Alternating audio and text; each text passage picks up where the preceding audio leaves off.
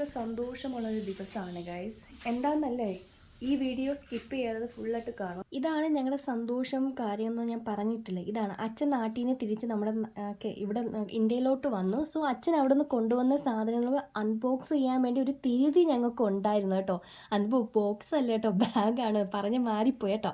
ഇതൊക്കെ എൻ്റെ അച്ഛൻ്റെ സിസ്റ്ററും അമ്മയും എല്ലാം ഞങ്ങൾക്ക് വേണ്ടി നേപ്പാളിൽ നിന്ന് ഞങ്ങൾക്ക് വേണ്ടി കൊടുത്തു വിട്ടതാണ്. സോ എപ്പോൾ അച്ഛൻ ബാഗ് പൊട്ടിക്കുള്ളൂ ഇതൊക്കെ എടുക്കാനുള്ള ഒരു കൊതി ഞങ്ങൾക്ക് ഉണ്ടായിരുന്നു. എന്തൊക്കെയാണ് നമുക്ക് കൊടുത്തു വിട്ടുന്ന ഒരു കാണാനൊരു കൊതിയുണ്ട്. ഫസ്റ്റ് ഒരു പാക്കറ്റിൻ്റെ അകത്ത്, അതിൻ്റെ ഒരു കവറിൻ്റെ അകത്ത് പൊട്ടിച്ചെന്ന് വെച്ചാൽ ഇത് ഞങ്ങളുടെ നാട്ടിലൊക്കെ പറയുന്നത് പൂജ എന്നാണ്. ഇതിൻ്റെ ഒരു നമ്മൾ എങ്ങനെ ഉണ്ടാക്കി കഴിക്കുന്ന വീഡിയോസൊക്കെ ഞാൻ പിന്നീട് പറയാം. അടുത്തത് അച്ഛൻ്റെ സിസ്റ്റർ ഒരു ചാക്കിൻ്റെ അകത്താണ് കുറേ സാധനങ്ങൾ നമുക്ക് വേണ്ടി കൊടുത്തു വിട്ടിട്ടുണ്ട്. എന്തൊക്കെയാണെന്ന് എനിക്കറിയത്തില്ല.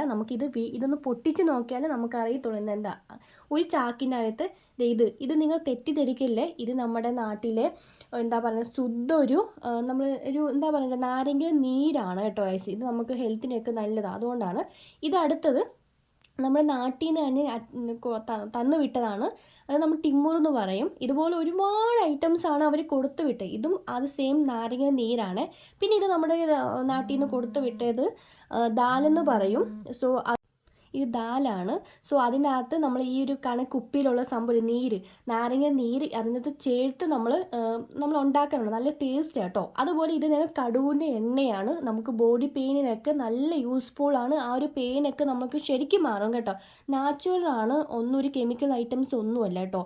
സോ ഇതൊക്കെയാണ് അവിടെ നിന്ന് അച്ഛൻ കൊണ്ടുവന്നത്. കുറേ കാര്യങ്ങൾ മിസ്സിംഗ് ഒക്കെ ഉണ്ടായിരുന്നു. പക്ഷേ അത് പോട്ടെ.